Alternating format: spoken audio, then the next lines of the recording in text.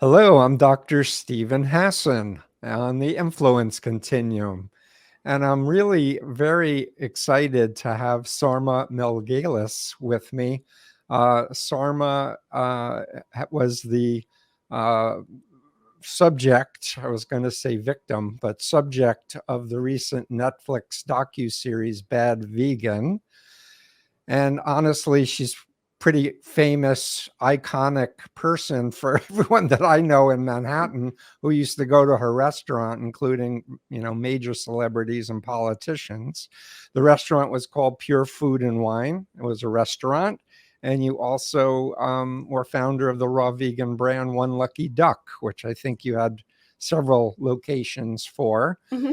And so let me start by just saying, in my professional opinion, you were the victim of an artful and designing psychopathic person who mind controlled you, if I can cut to the chase. Mm-hmm. And but it became this big thing because of your celebrity and how much money he was able to extract from you and alienate Mm-hmm. you from your family. And eventually you were sentenced and had to go to Rikers Yeah. prison, which is absurd and an injustice. And so I'm very excited to have you on because honestly, over the decades of my career, I've had numerous cases with men being controlled by psychopathic women and women being controlled by psychopathic men, what we call a one-on-one Yeah. cultic mind control relationship. So having said that, Sarma, thank you for agreeing to do this with me. And I'll add one more personal note that you Mm-hmm. went to Newton North High School, where my son attended high school. Yeah. That's right. So there's a closeness there because, hey, Matthew, this really famous entrepreneur restaurateur went to your school and etc. So with that said, I'd like you to take over now. Give us a little bit of the framing of the story. I want to get into what Mm-hmm. was wrong with the Netflix docuseries. I even hesitate to call it a docuseries, but it's on Netflix. But it really misses the target on so many levels to be actually a useful, accurate, helpful thing. So with that, I'd like to ask you to let us know you a little bit more and your background and your take on Sure. things now. Oh, and I want to add, you're writing a book. So we want Yes. anyone who's interested or involved with the book industry to be aware of this because I think it's going to be an incredible book. Back Thank to you. you, Yes, Sarma. I have been working on it for quite some time, um, and yeah, I don't know quite where to start, but you know, what connects us, I think, is something that I feel like I've had to almost like forcefully put out there over and over again, which is that my situation is akin to being in a cult, or is like being in a cult of one, and the dynamics are very much the same. And I think people looking at it, they put the label coercive control on there, which applies. But I always say, to me, it's always seemed like sort of what happened in my situation, which I can talk more about specifically, but is like a Venn diagram of like the elements of what's labeled coercive control and then cult mind control. But I feel like the cult mind control and the culty aspects of it are really the dominant one by far. Yeah, and let me And I think, add, if I may add, Summer, for 1 second, that the UK passed a law called Coercive yes, Control about men isolating women from their family and friends and right. dominating and controlling them. I believe I would Australia is imagine it's men or women, but it just right. tends to be usually more often than not. I believe it's Absolutely. It's men are the usually perpetrators. men. But the point is that for me, the use of mind control includes groups Yes. and nation states, whereas coercive control is more narrowly limited to kind of a one-on-one abuse situation. Forgive me Hmm. for interrupting. Yeah, no, I mean, I think that's an important distinction, and I think what's another distinction is that the person in my case, I call him Mr. Fox in my book because it's easier to call him something that sounds more like a character than an actual person. Um, You didn't want but to use Mr. Slimebag? well, I mean, Mr. Fox is what he called himself, and it just sounds like a bit of a character. But I do have my own personal, more colorful abbreviations for like how I refer to him among family and friends. But um, Well, if he um, called himself Mr. Fox, my advice is to definitely not use his word. Pick a yeah, different I word. mean, it's for me, it's kind of it's the easy way for me to refer to him in at least in the narrative of my book because it would get Mhm. confusing. Early on, I knew him as one name, and then later found out his name was something else, and so it would be weird to kind of switch in the narrative back and forth. I So understand. I understand. But yeah, this is another point of I just want to highlight for our listeners because I have listeners with all kinds of interests in the subject matter. But identifying that a person has a past where they've changed their name is a yeah, big flag. Not that there aren't legitimate people who do it for legitimate reasons. But when you have criminal activity in your past, almost always these people use pseudonyms, false identities. And one reason why I encourage families that call me to hire a PI, a private investigator, to do the deep dive to get the full profile on the person, in hmm which case we can often find prior victims that can hmm help us. Please continue. yeah. As and you know, as there was in my case, you know, and her experience was different, but a lot of similarities. And I think what's most striking coming out on the other side of this is seeing how many similarities there are. And it feels so strange at first. It's sort of both comforting and but also very strange that I've heard this over and over again. It feels like these perpetrators, they all are working out of the same handbook because it's like you hear somebody else's story and you go, oh my God, he did the exact same thing to me. Or even with cults and Yeah. watching the Nexium story and learning one after the other, any story that I listen to or read about related to cults, I see striking similarities between those cult leaders and Mr. Fox, as I'll keep Yeah, calling him and for now. correct me if my memory is incorrect, but didn't you watch The Vow, which was a Mhm. documentary on Nexium? I watched The Vow and took a lot of notes, and I And mean and I pages of believe you notes. asked me to introduce you to Sarah Edmondson, which I happily did, hmm because of the use of hypnosis and mind control that Keith Raniere used on her and other members of the cult. That there Yeah, you were going, aha, this is not so rare. right. And yeah, she and Nippy, as you know, I did their podcast, and their podcast. It's been a big source of comfort to listen to other stories, and so often I hear things that resonate that might be something that hadn't occurred to me before, and it's like another puzzle piece, kind of going, oh, okay, here's a piece that like fits in now to this picture that's making it a bit more clear. So that happens to me when I listen to a lot of these stories, And it's which is it's great because you don't feel alone.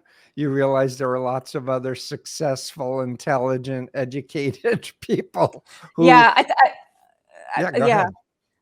I think, I mean, I have heard from, I don't know how many, and there's so many hundreds and hundreds and a bajillion messages that I never got a chance to open when Bad Vegan first came out. It was like, a massive fire hose in my face. And so I wasn't able to open messages and read emails that came in through my website and all the incoming through every like digital orifice, as I like to say, just, LinkedIn messages like Twitter, Instagram, Facebook, my website. So, but of all the ones that I have looked at and read, and now I'm able to read the ones that come in, I mean, it is a constant stream of um, mostly women, some men, but it's like there is so much isolation and shame, and I'm getting I'm getting expressions of gratitude for telling my story, because people say nobody understands. I've been alone. And I think that is, in my case, that is one, one benefit that my having been somebody that was written about in the papers and that it became sort of a high profile story, is that, for better or worse, I'm not alone with it. I might get people yelling at me and being critical, to put it mildly, and whatever happens, but at least I'm certainly not alone with it. So part of the reason why I keep speaking out, and like I keep going and talking about it, and is because there are all these, again, mostly women, some men, who they don't have a platform or an ability to speak out. And so I feel like, because I have the ability to speak out, like I will continue to do so for them as well, so that there's a better understanding of this. Because people telling me they were rejected by their family and friends, and that just compounds the injury and the the destruction of what these types of people are able to do. And I think talking about it, helping people understand, getting more information out about it, hopefully being able to get some laws passed, like the one in the UK that you mentioned. And I think they might have passed it, or it was in the works in Australia. But criminalizing that type of deliberate, diabolical, destructive mind control and control in various ways. And then hopefully that would also spare others going forward of getting, of the blame for it. Yeah, and I want to just highlight your courage and willingness to help others. That's not something that most people who exit mind control situations are willing to do. A lot of people just want to put it on a shelf and pretend it didn't happen, and that is rarely a good strategy for healing. Yeah, I mean, I didn't really have I didn't quite have a choice in my case, because it was out there so much. And I think it was made clear in the end of the film that I was left with like huge piles of debt too, which one way or another, like how whoever was responsible, and to the extent that I, like, one way or another, I want to address all of that. So realistically, how am I going to do that other than kind of putting myself out there, writing a book, working on various projects that might be both useful, lucrative, but one way or another, I don't want to live with that, with all of that debt. And that sort of brings me to the Netflix thing, because people assumed that, like, I must have made a ton of money from the Netflix film. I call it a film too. I hesitate to call it a documentary. And that wasn't the case, because with an actual documentary, there are issues of journalistic integrity, and one technically shouldn't be paid for like a journalistic news piece. But that wasn't what this was. There was this element of entertainment and deliberate confusion, and it was clearly meant to be like, entertainment first and foremost, versus educating people, because it certainly failed in the department of educating people about sort of the how and why this happened. And one of my issues was that I was made to understand that at the end of it, it was going to explicitly state that for my participation in all of the like troves of materials that I contributed, and that I was able to that I did get an initial payment that was like pretty much precisely the amount that my employees were owed after everything that happened. And so that money went like via an escrow account straight to the employees. And so they were paid, and that was done and taken care of. And beyond that, I didn't profit. And then, yes, I have all these other debts and obligations that are much larger, but to at least make it clear that, that my employees, which was the part that weighed on me the most, were in fact paid. And then that wasn't in the end of it. So that was a source of, complaint. And I feel like sometimes we start these interviews like assuming that everybody's seen it, but it's sort of the short of the story is that, I had this restaurant and a brand, and it was growing and it was doing well.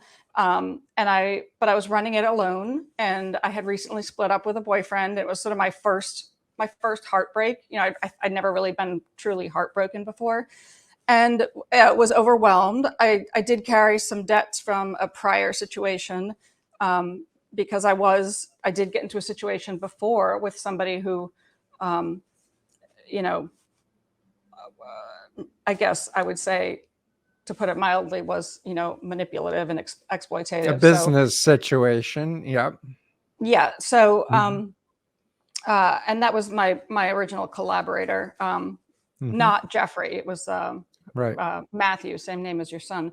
Mm. Um, so uh, then what happened was, I met this guy via social media, which is always like not in itself a red flag, but like should make somebody a lot more wary and careful to Skeptical. Yeah. skeptical. Yeah.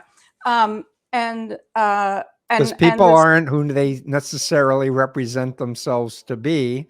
And right. people need to understand reality is what's important, And not when it starts virtual that way, reality. they're able to much more, when it starts that way, they're able to, I think, better control like what information they're delivering to you, right? So he Right. created this mysterious persona and would like, put out these little tidbits. And I had not met him in person. So it was this slow process.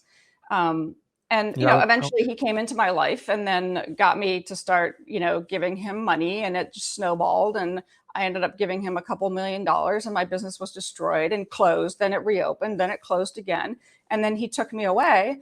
Um, and this is another just sort of personally frustrating thing, but everybody sort of somehow would completely erroneously summarize the story as if like I stole millions of dollars and then we ran off with it, and that I ran away with him, and that it was some sort of like Bonnie and Clyde love. No, like not that at all. Right. And um uh and then I also didn't marry him the way that they portrayed it in Bad Vegan. That was really frustrating to me because it was a deliberate like splicing of audio from one part of the interview with audio from another part to give the impression that I married him for a particular reason, and that wasn't the case. So Yeah, that um, makes me so angry when I see former members who are willing to share their story be victimized by the media, which honestly has happened for 46 years, where I've seen this repeated thing where you're doing it for a noble purpose. You want to help other people and warn people, and they take out all the educational pieces and they create this bogus narrative that isn't reflective of right, you. and which not only, because no matter how, like, even if it had been portrayed accurately, I would expect kind of the usual kind of, how could you be so stupid? How could you believe him? Kind of like that. That was a little bit more expected, but the you know allowing people to think that like somehow I was in on it, which it's one of those things where it's almost like those like those things online where some people see it one way and some people see it another way, and they don't see how the other person saw it the other Hmm. way. Yep. And that happened very much with this, where lots of people saw it, they kind of understood it, or even if they didn't so much understand it, they thought like, oh, this is tragic, what a horrible thing that happened. And then there are a lot of people who watched it and came away thinking that like I should still be, I get incoming telling me I should still be locked up in jail. I should be ashamed of myself. How could I have done that? I'm a fraud. I'm a con artist. I'm a sociopath. And, I think almost by definition, if you're somebody that has been through something like this, you tend to be a sensitive person. Yep. And so, those things don't roll off as easy as one might think that they do. And it's an uncomfortable feeling. And it makes me feel sort of naive all over again that I, that happened. But let me just lift you up and support you. I've been hearing the same things to this day, that I was weak and stupid and Yeah. gullible and needed a Yeah. father figure. All this from totally ignorant people who haven't even made the beginning of an effort to understand social psychology or hypnosis. But, Hmm. you get thicker skin if you are That is true. wanting to be in this space. And I just want to tell you how upset I was watching The Bad Vegan, how frustrated I was. We had talked before I watched it, so we knew each other, and you had shared some of your stories before, and it made, like I said, I've had other cases that are mirrors of what you went through without the victims being sentenced and put in jail, much less a documentary. But I want to add, if I may, you told me that the filmmakers sat down with Evan Stark, who is a sociologist who was the originator of the coercive control model that became a basis of law. They had footage, and a mutual friend, Hoyt Richards, who had been a supermodel celebrity, you made that who introduction as well. was in a UFO cult, and they interviewed him, and they didn't Yep. use any of that footage. I know. And I'm so upset. it makes me look like I helped arrange those, right? And Evan Stark, they spent an entire day at his house, Yep. used up an entire day of his valuable time. And, and then I assume the same thing happened with Hoyt Richards, who I know to be, like beautifully articulate on this subject, and would have been such a good example of, like, here's this guy, Princeton grad, who was also made to believe things that now seem cuckoo. And, and so those things that would have sort of backed me up were excluded. And, 100%. So and that's partly why I really wanted to do this interview with you and do a blog to kind of make a record that is more longer lasting and has a bigger reach, to say, wait a minute. And by the way, I went and did my doctoral research in my 60s because I want to do what I can to change the law, to have clear definitions of what's due influence and what's undue influence, what's ethical and what's destructive authoritarian control. And that's, for me, the big issue right now on planet Earth, that people are confused. A lot of people walk around thinking, with the myth of invulnerability, oh, that could never happen to me. I'm too smart, or I'm too, whatever. And you're brilliant, you're successful, you're educated. It happened to you. And it happened to me. It happened to Hoyt. It happened to millions and millions of other people. Yeah. So having said that, I hope that something can be done on your book that's more of an accurate description, that's educational for the public. Maybe a book movie deal. Hint, hint, anyone out there, agents or whatever. Yeah, I think that,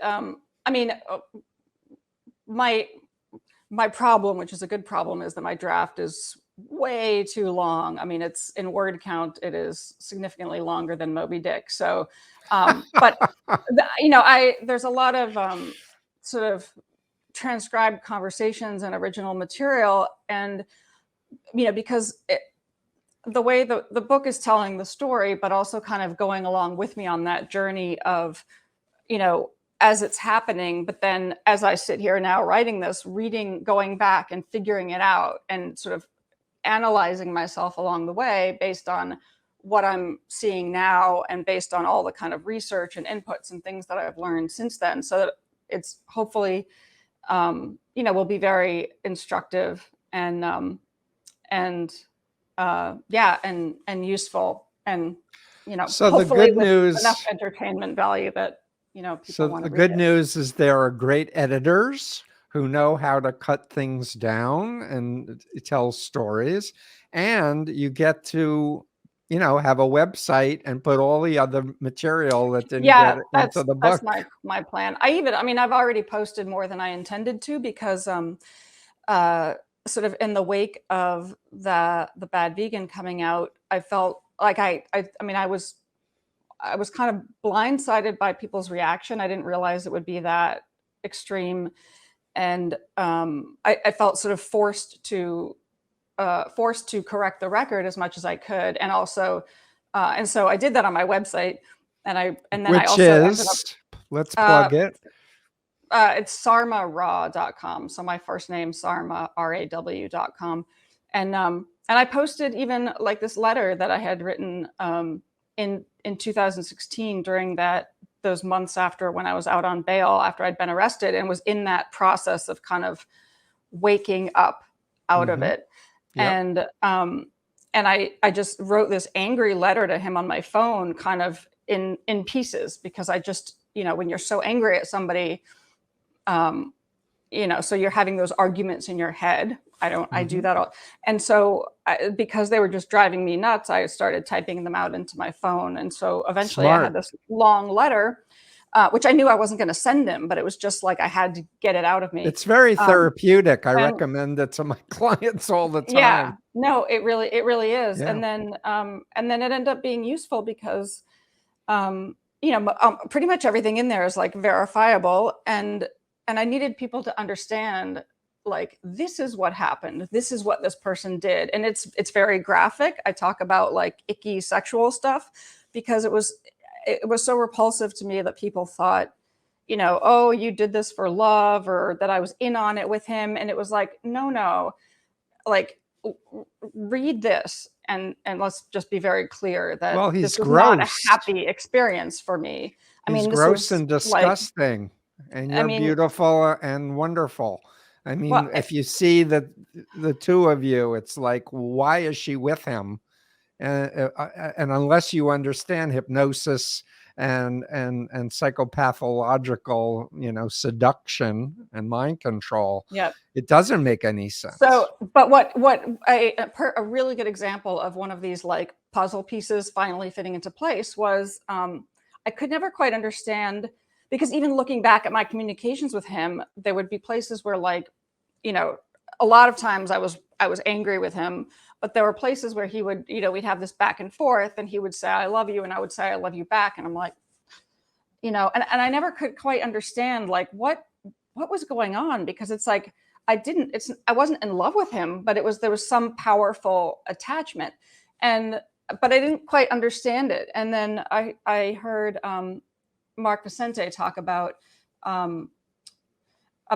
what it is, because with these cult leaders like Keith Raniere, for example, he's such a schlubby, goofy, dorky kind of claimed to be guy. The smartest person on earth. Right. Mark and Vicente yet had was a member of his cult, the Nexium cult, and he did a lot of the filming. And so and yet, so people say, why were all these women, having sex with him, and why were all these people kind of worshiping him? And that seems to be the case with these cults in general. Like the outside, you look at them as these sort of buffoons, but the people in on it at the time are sort of worshipful of these people. And there's some like attachment there that we sort of maybe mistake as love or something. But he, and I won't do it as articulately as he explained it, but he said something that it's what these people do is they take like your own like highest aspirations and values and who you want to be and everything you want out of life and everything you want to do for the world, and kind of turn it into, in some way, like they become the one that can deliver you that, as if they're the ones that can empower you and enable you to be the person that you always wanted to be. So you can like reach your goals and ideals, which at their core are all about goodness. And they create some sort of a dynamic. So you feel like they're the vehicle to get you there. And that like, so that's kind of what you're falling in love with. Now I'm not explaining it well, but it resonated. So let me respond, if I may, from my point of view. And that is that these predators learn hypnotic methodology. A lot of it is NLP, neuro-linguistic programming. We know for a fact that Keith Raniere was using Yep. neuro-linguistic programming techniques. We know that Saltzman, who was the president of Nexium, was trained by Todd Epstein, who was trained by Richard Bandler, who started NLP. And as someone who was trained in NLP in 1980 and 81, after my exit from the Moonies, trying to figure out what is all this mind control stuff. And I had read through all the social psychology literature and persuasion literature and Chinese communist brainwashing literature, and there was something missing. But when I learned about NLP and hypnosis, and process-oriented hypnosis, which was based on Milton Erickson's work, the lights turned on. And in fact, as I was watching and listening to Bandler in his first workshop, I was going, I used to talk like that in the Moonies, but nobody explicitly said, we're going to teach you how to hypnotize people, Steve. Right. But they paired me up with older members and told me to study how they lectured, and I learned through behavioral modeling how to do it. And I can tell you from past cases, people can be hypnotized and then given amnesia, as Keith Raniere would regularly do, to what they were told. And so my take on what he was doing with you was that he was putting those ideas in your head that he could liberate you to your highest self and to make millions of dollars and change the world for healthy eating, et cetera, et cetera. He was using the profile from you in order to manipulate you to subvert your free will to his will. Right. And the weird, I mean, part of what he knew that what, I mean, because again, they study everything they can about you and learn everything about you. So he knew that I had felt constrained, and, you know, and my business, it's like they weaponize what is kind of what you care about the most and what means the world to you, and what is usually a very good thing. So for me, I wanted to grow my business. I wanted it to be something that outlasted me. I wanted it to be something that changed the world, because again, I had that idealism, which is also very common. And what part of what was frustrating me was that, you know, people would, because I had some potential partners come along and they would sort of try to control it and change it, and they would have compromised the brand. And I wanted it to have the integrity that it was meant to have. And I wanted to be able to grow it the way that I wanted to. And I wanted to be able to sort of call the shots in a good way and grow the brand the way that I wanted to grow it. And that's what I wanted. And so he, you know, through whatever means, made me feel like he was going to kind of break through that. And then I'd be sort of liberated to grow the brand as I wanted to. And so, you know, again, that was another thing that just people got the impression that, like, you know, it was about money, that I was trying to get money for myself, and that like we were staying in nice hotels, and that's not me, and that's not the case at all. So agreed. It's not about you. Right. And don't it was like, listen to these people who are saying this crap, is my advice. So I mean, it's like he entrapped me, but like by making me believe that he would be able to liberate me from the things that had previously made me feel trapped, which were just kind of more, you know, vague general forces, nothing diabolical. So yeah, it was like he took my you know, my kind of hopes and dreams and ambitions, and then you know, weaponize them. And I think that in a lot of cases, what I think that people need to be really careful of when they realize they might be dealing with a situation like this is, I can't even imagine like if I had children with him, but I think that very commonly, you know, children can be used as a pawn. Definitely.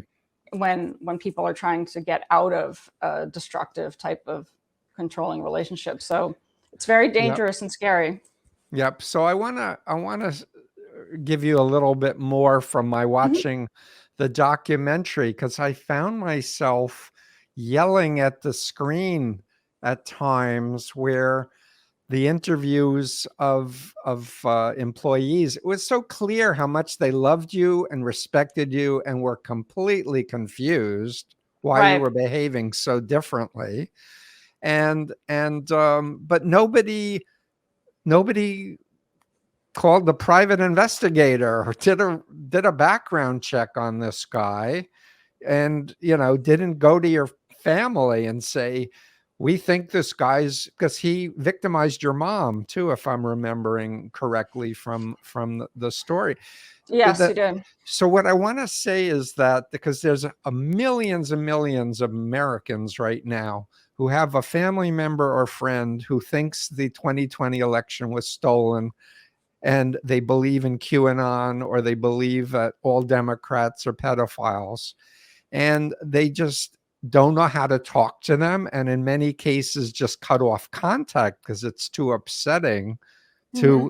interact with them and ask, let's go back in time when you first heard Donald Trump's name. What was your first associate?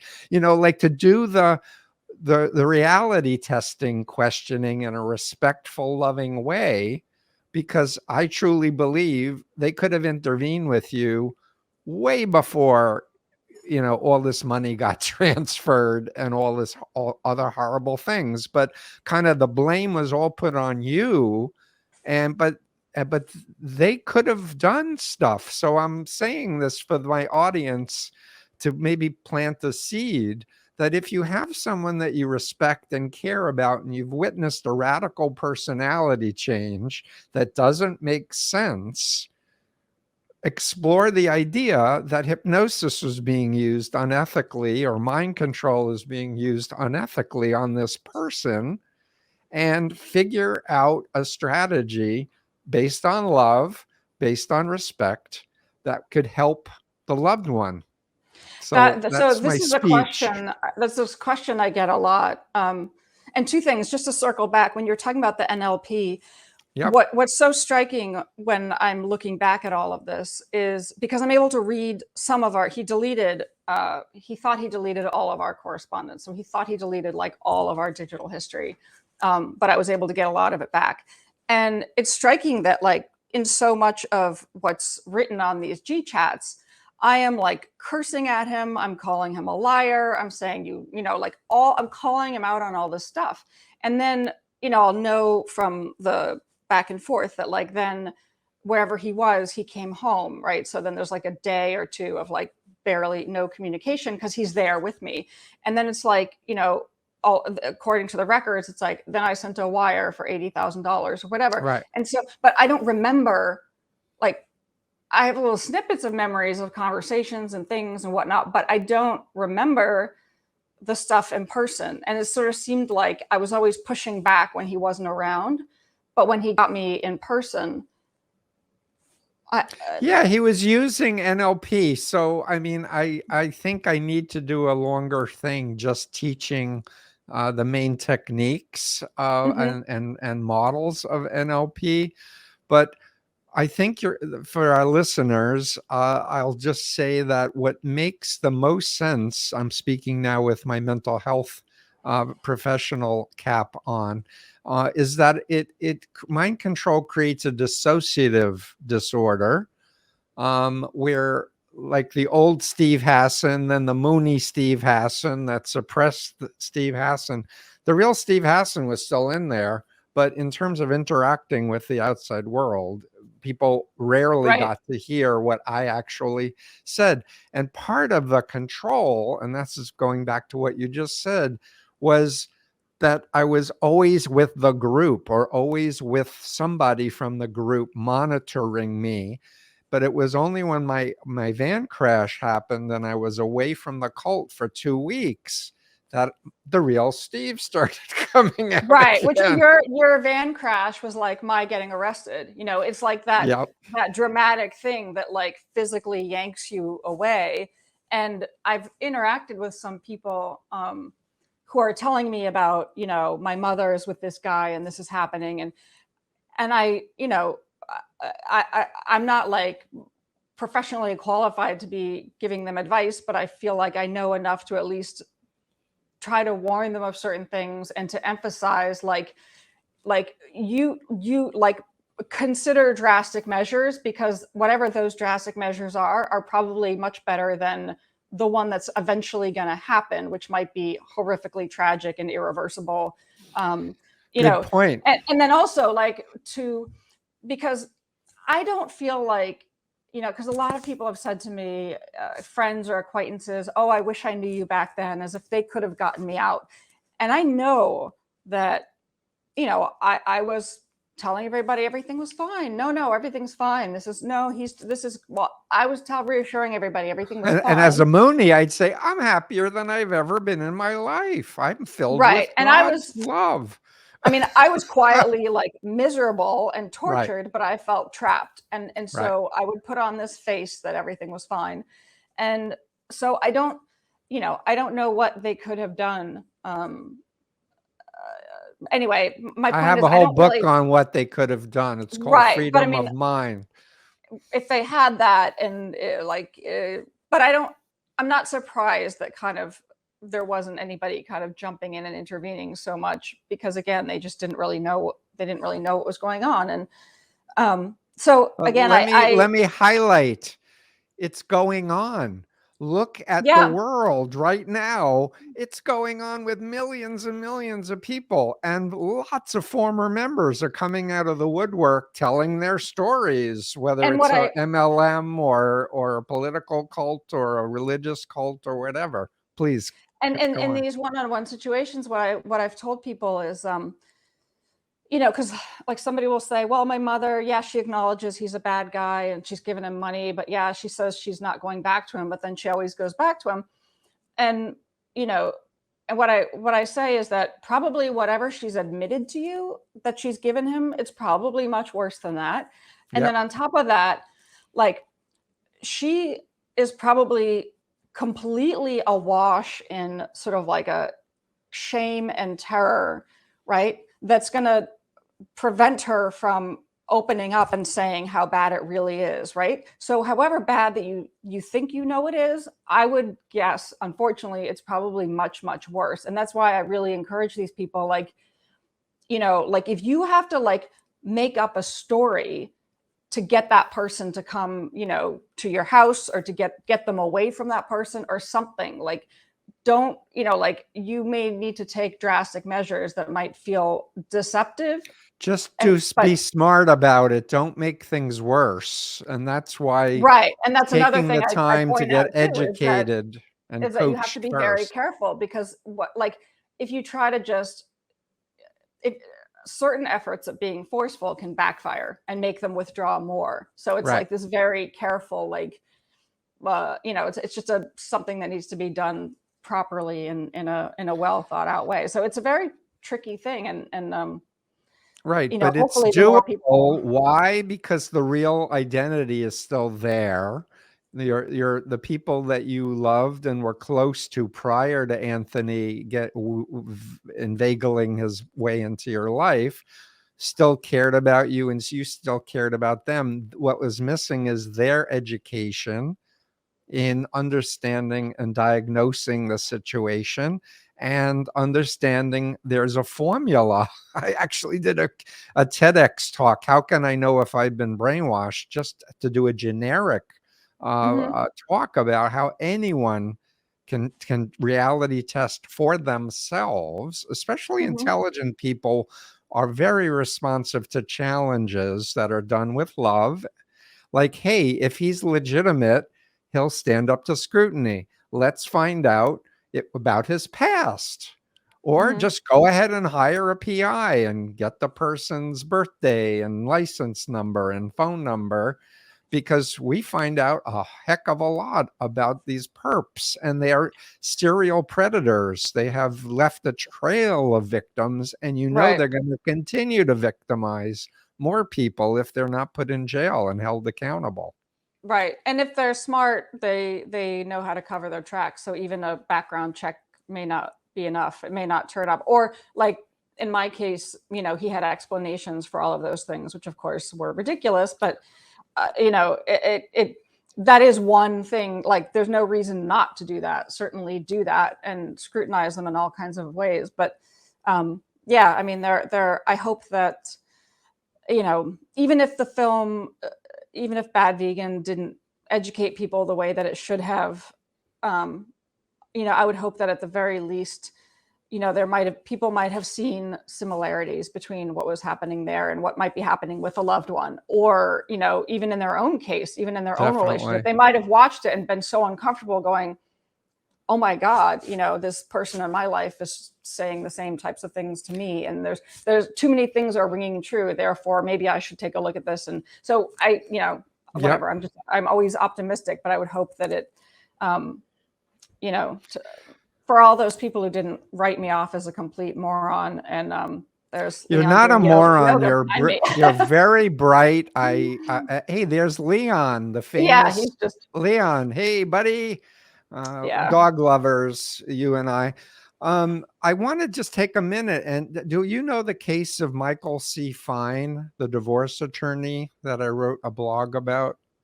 I don't, but I will. So very briefly, Michael C. Fine was a divorce attorney who's in jail because he was covertly hypnotizing his female clients, molesting them, and giving them amnesia to his sexual assaults. I've heard of that with terrifyingly psychologists, like therapists doing that. I feel like there's a case. So anyone can learn, if they have no ethics and they're a psychopath, how to rape people without their consent, and how to give them hypnotic programs in their head to not remember it. So this was regularly done with Nexium. People would meet with Keith Raniere for 2-3 hours and not remember a single thing. And it's because he put that idea in their head that they won't remember anything. And so people need to connect the dots. If they've ever seen a stage hypnosis demonstration, and TED Talks have a few hypnotists and such demonstrating it, the average person goes, are they just play acting, or they really think they're Fred Astaire, or they really think their feet are glued to the stage and they have to pee and that's why they're wriggling, or they really believe that they're naked when they're fully clothed? And I'm here to say, as someone who's been studying hypnosis since 1980, the mind is an incredible thing, and it can be hacked. And right, I know. I always can be put in there. Like Darren Brown. I don't know if you know who Darren Brown is. I use Darren Brown's videos all the time when I'm trying to explain. I never use hypnosis with my clients because I want trust, but I use videos of Darren and other people to explain the techniques that he's using. Yeah, and he does explain. I've listened to a lot of interviews with him, and he has. I think I actually put a quote of his in my book draft. And I think with magicians too, there's this element of understanding how the brain will like fill in missing pieces. I don't know. Somehow I just feel like the way magicians do what they do involves like interesting psychological stuff about the way our brains sleight of mind as well as sleight of hand. And honestly, a lot of folks who are interested in persuasion and brainwashing are fascinated at how magicians are able to pull it off. What's different, and what I love about Darren Brown, is he says, I'm not a psychic, I'm not a prophet, these are tricks. These are psychology. This is the power of the mind. This is the power of suggestion. But I've seen films where he takes a room of atheists and makes them all Jesus lovers in the space of less than a half an hour, and then wakes them up, where people are trained to become a Manchurian candidate, and they believe that they're shooting a gun and a exploding red dye pack goes off, but they have no memory of doing it. But then they're shown all the videos. Yeah, it's kind of terrifying. It is and it isn't. Once we understand it, we can protect ourselves and our loved ones. But we have to get out of this false idea that humans are rational, because we're not. We're emotionally driven. We're embodied minds, and we're not perfect. And anyone who speaks with certainty, like they know the truth with a capital T, for most average people, they have this split reaction of, wow, that person's really convinced. Maybe he's BS, or maybe he's the Messiah, or maybe he's a psychic, or maybe he really has the keys to salvation. But what I want to say clearly is that if something or some person is legitimate, it will or he will stand up to scrutiny. You can ask direct questions, you'll get direct, honest answers. And if you Instead get of the lies, word run. salad. Well, Yeah, typical is you ask questions and the answer you get, because I mean, I can't, like the number, like I have this sort of general memory of this thing happening all the time, which was like, I would be like, yeah, but what about this? What about that? I don't understand. How come this or that? And he would answer me in some way that I was like, huh? Like he wouldn't ever answer. It was like, it's like word salad. He would say all these things that would let make me me feel like explain. I'm deficient for not understanding it. Exactly. So Yeah. let me explain the concept or the trick, and that is understanding that mind controllers want you to be in a state of confusion. Mm-hmm. So, because that's how they can get you. So you ask a direct question and they don't answer it, and they say contradictory things in the same sentence. And the average person, unless they understand, oh, a psychopath, a cult Yep. leader, unless they can name it, they start going, wait a minute, I don't know what he means. And then Mm-hmm. if you get into that passive mode of, well, he must know what he means versus he must know that he is using a confusion hypnotic technique on me to get me to write that next check, or to, Mm-hmm. get me to take off my pants for this, Mm-hmm. person I have no attraction to, whatever. I also want to mention, I had a case maybe 15, 20 years ago of a very successful medical doctor. I won't give details, but he abruptly married a much younger woman, uh, went with her to Las Vegas, got married, bought her a white Mercedes. His family is like, what? Like, Mm-hmm. who is this person? We haven't even met, you haven't even introduced her yet to us. And it turned out that when they were having sex, she was saying things like, we were in a past life. We were lovers together. You were my soulmate, but over and over and over. And when you're having sex, you're not thinking rationally and analytically, etc. And if somebody has training in hypnosis or even read books on it, Mm-hmm. they can put these ideas in your head, especially if they have regular access to you, Right. but you don't remember it. And unless there's a record that's objective, it's a lot of guesswork. What happened with this Michael C. Fine that put him in jail was one of his victims came home after a meeting with him, and she discovered her panties were on backwards and there was a wet stain. And she knew she put her panties on correctly every morning. She went to the police. They did a test kit to see if there was semen. It wasn't. And they said, tell us what happened. She said, I don't have any memory. I saw my lawyer and this happened. They said, we can't help you. And this brave, courageous woman, the next time she met with him, put on a recorder in her purse and Yeah. recorded him hypnotizing her and molesting her, took the recording. The police went, oh my goodness. They actually hired an expert in hypnosis to verify, yep, that's the real thing. That really is Mm-hmm. hypnosis. And they set up a sting, and it turned out he had kept trophy tapes of all the women that he had molested. So there were That's like so, 40 plus people. it's so interesting that they tend to do that. Like in the way that Keith Raniere wanted everything filmed and recorded and saved. It was like he did all the work of all the evidence. And then what also struck me was in my situation, so during that time when I was out on bail, Hmm. and they had sort of when we were arrested, I guess they took sort of all of our stuff, anything that was Hmm. of any significance.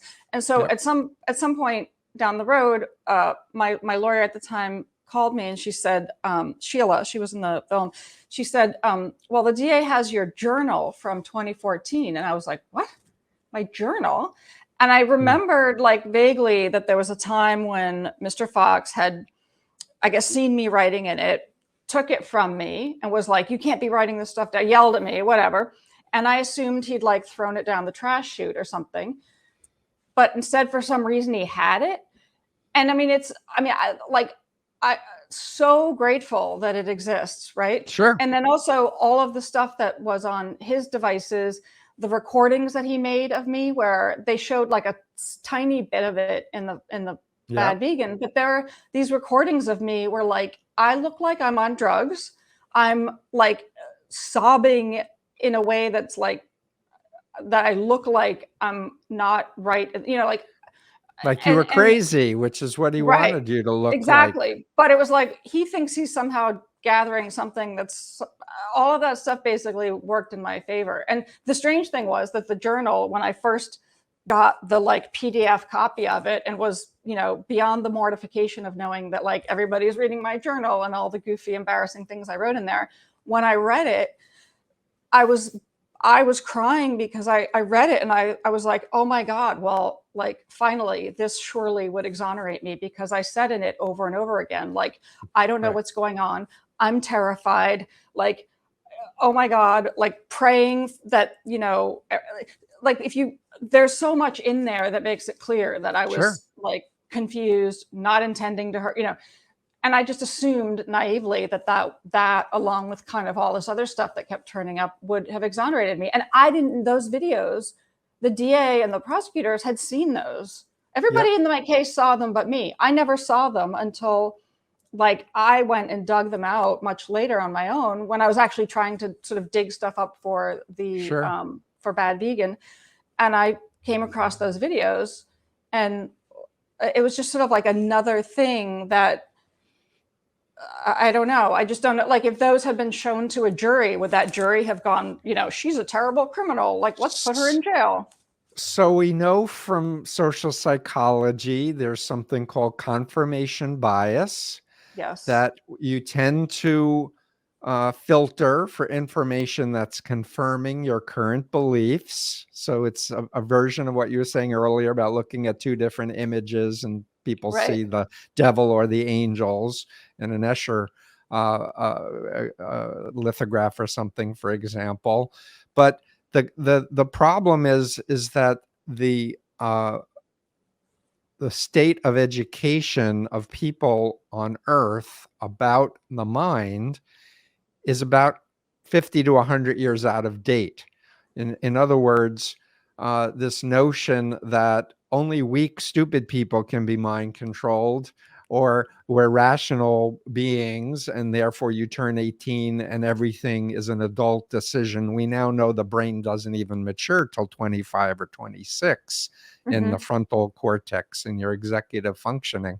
So the critical thing is we're dealing with ignorance of the public, Mm-hmm. that this is really happening all the time around us, and that in order to protect ourselves, we really need to have clarity and how to discern what's trustworthy information, what's a lie, who's a legitimate leader and who is Mm-hmm. a phony, Mm-hmm. right? But this is the cusp where we're at. And I really believe we're at a tipping point, Sarma, where there's so many people this has happened to that it's beyond the ability to deny that it's only a few weak people, because it's just not the case. So to answer your question, I believe if your attorneys understood the frame of undue influence and mind control and coercive control, they could have presented evidence that would be overwhelmingly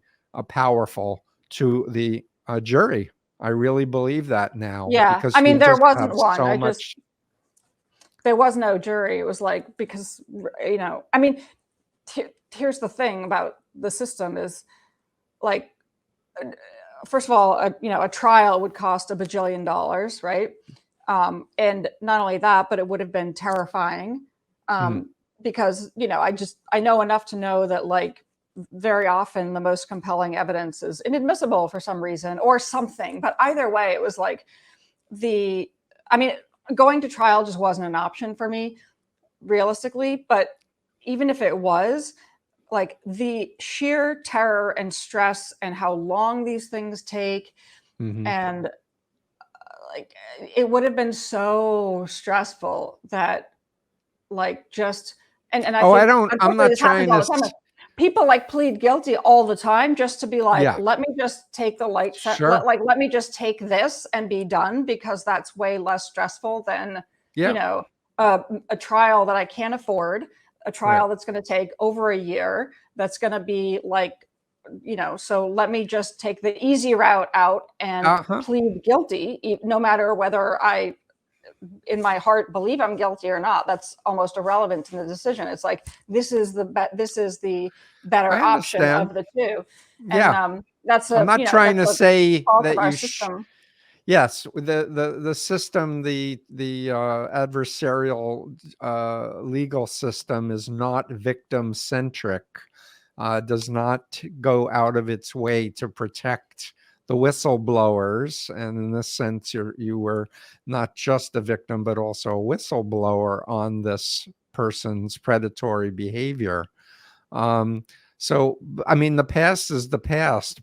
So Mhm. I support you in your decisions going forward, but I really want the public to understand that uh, you can Google hypnosis plus sex or covert hypnosis, and there are websites which will take your credit card information and teach you how to do these techniques on other people. And there's no law against it currently. Yeah, yeah. There's like that. I remember that book that came out a while ago called The Game. Do you remember that Yeah, book? pickup artist Right. Where, I book. mean, it was all, and it was just it was like yeah, for like Pimps guys who want call to pick what up. they do the game also, by the way, and I helped to develop a recovery program for women who were sex trafficked called Ending the Game, because the game is, if you're playing their game, you're always going to lose. The only Right. way to But win the game is to run and have right. nothing to And do there's with a it. lot of it's like it's kind of like tactics of NLP, and there's a lot of things in there, like sort of mirroring and a lot of these weird little techniques to get, Anchoring, this girl at the mirroring, bar to creating be trick. Yep. submissive. Age Yeah. regression back to childhood. When people are age regressed to childhood, they don't have the resources of an adult. Hmm. I want to state categorically, Hmm. because I haven't yet in this interview, that you know anything that has the power to help has the power to hurt. And Right. so I don't want to convey that hypnosis in and of itself is a bad thing. My position is go to a mental health professional who's ethical, who has proper training, and but do a lot of consumer awareness and check the person's credentials out, Right. etc. And you can even record sessions, because if anyone is going to be doing nefarious things, they won't allow you to record their sessions, so that Hmm. they'll get rid of you. But so anyway, the hypnosis is a powerful, wonderful tool, and it can be used for bad purposes by people who want power, money, or sex, or all three. And that's the Hmm. universal with cult leaders. And back to the point about some of these predators liking to keep trophies, liking to keep pictures and other things of Right. their victims. The psychology of these people is malignant narcissism. It's not just the narcissism, which is on a continuum, and can be healthy narcissism or really bad narcissism, but it's all about them. They have no ability to have empathy for their victim. And especially in one-on-ones, one of the first things I say to my clients is, you may have believed at some point that this person loved you, but if they don't have the ability to have empathy, they don't have the ability to truly love you either. Mhm. So you need to keep that in mind. And of course, the malignant part is they think they're above the law. They're pathological liars, sadistic, paranoid, distrustful. You can go down the whole list. I did a whole chapter in The Cult of Trump, comparing Yep. Trump with Jim Jones and Moon, my former Yep. cult leader, and Hubbard. My own So copy is full of there is underlying. a playbook, but Yep. but the people who are doing this harmful stuff, a very small percentage of them, and if you understand what to watch out for, you're going to protect yourself from a lot of And misery.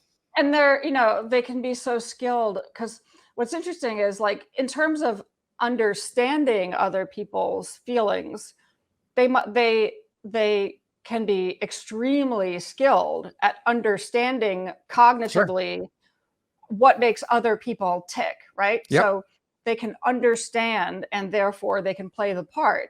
Yep.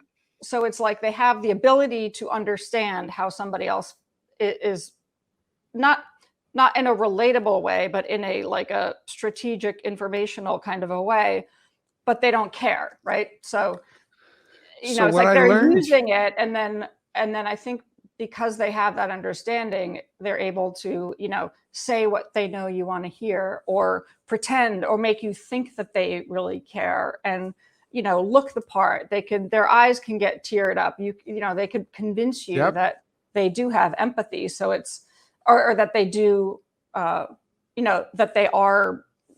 they do love you or care for you, or, whereas. Right. So going back to a little bit more of the playbook, as I understand it, the practitioner of NLP or covert hypnotic methods has been trained to watch nonverbal reactions, Mhm. and they understand the idea of putting out a general statement, watching the reaction, and then throwing other things out there, watching your reaction. So what they're doing is what's called calibrating you. Mhm. And they're building a model of their victim in their mind. And every interaction is used to refine the model to be effective, because the Mhm. goal is power, money, and sex. How much power can I exert for my pleasure? How much money can I extract from this person? And how can I get my jollies at I feel their like the other expense? ones are a subset of power, right? So I feel like the money and the sex is about power. So it's I like it's agree. power, and then the money and sex are just like, they I want agree. those two things because it's about power. So I feel like it's kind of, It's all yeah, about connected, but power. I agree with you. Power is the dominant thing, and that sex is about power. It Mhm. isn't about true enjoyment and pleasure of sharing yourself with another person. Right. Um, but there really is hope. There really is an exit from the nightmare. A lot of people have phobias that have been installed in their heads, that they'll never be successful if they leave this multi-level marketing group, or no one will ever love you like I do if they're in a relationship. And Yeah. it's really critical that people understand the idea that people can install phobias deliberately in your head to control you. and, and to think. And for me, when I was about 4 years out of the Moonies, when I learned about phobias as a mental health issue, and I thought back to the Moonies, like, how did they get me? Like, where did I start fearing so totally? And it was when they took me to see the Exorcist movie, and Moon said, God made the Exorcist movie, and this is what would happen if you left. And when I revisit that memory, knowing what I know now, to have somebody say a Hollywood movie was made by God and it's a prophecy of what would happen, Yeah. I would I have laughed in his face and walked out of the cult.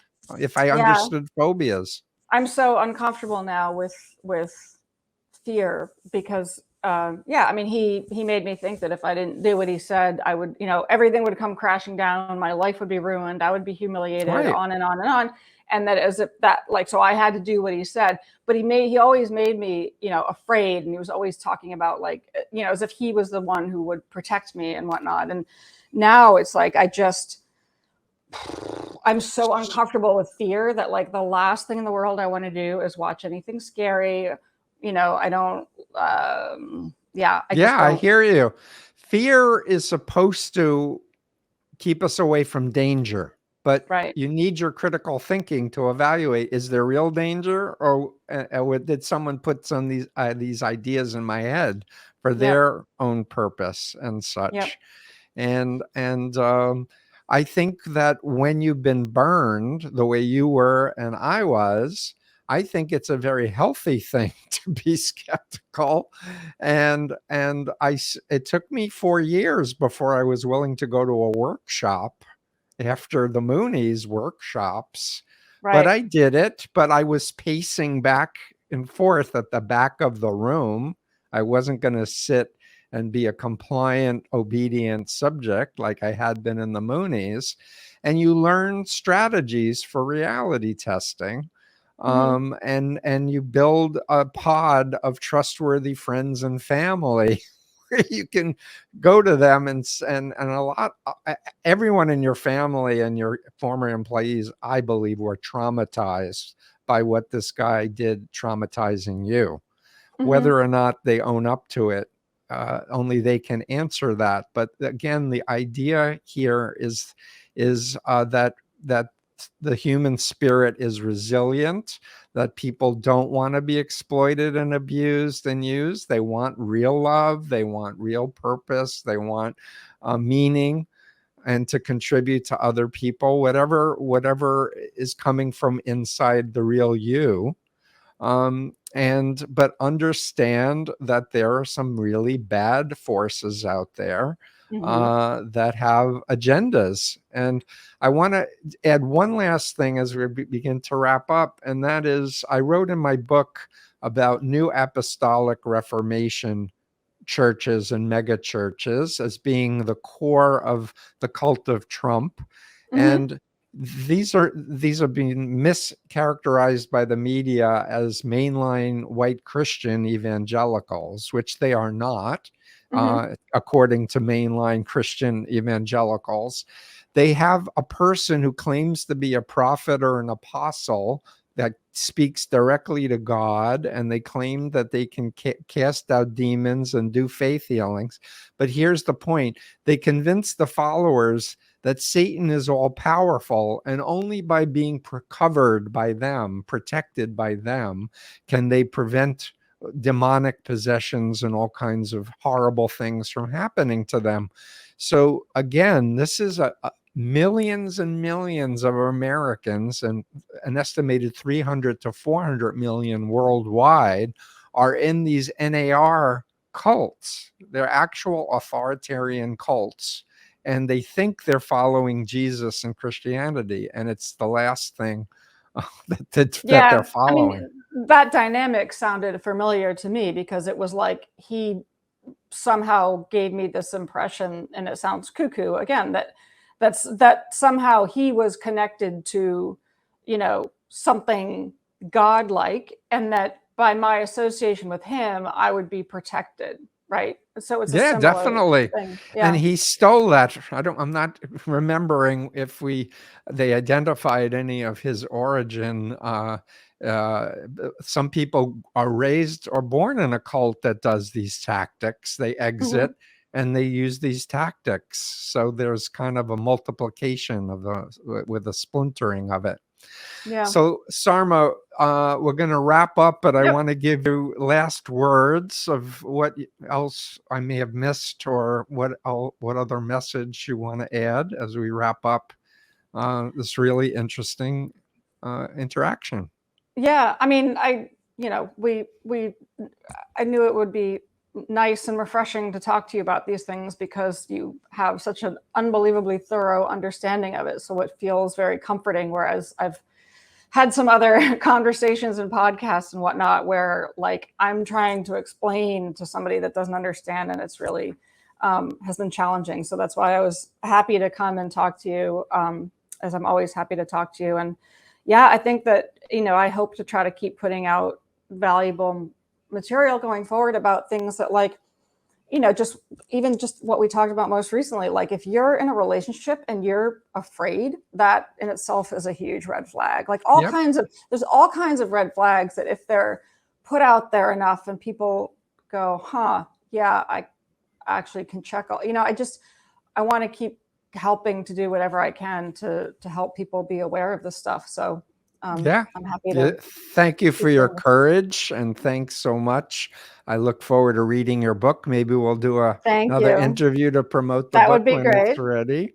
And people, please go to her website. And I want to plug. You did a cookbook, I believe, that was very, very successful. Well, they came out a while ago, but I mean, I did a couple of cookbooks in the past that came out in 2005 and 2009. But I'm writing via my website and like social media, and I've just been writing blogs on Patreon and whatnot. I'm trying to kind of put out more information in a kind of a piecemeal way until my book is out, and then I can kind of hopefully from there put out more stuff. So great. I'm wishing you the best. Let's stay in touch. And thank you again. I know. Yeah, thank you. Thank you for everything you're doing. Oh, my pleasure. Thank you. Okay. Bye. Bye.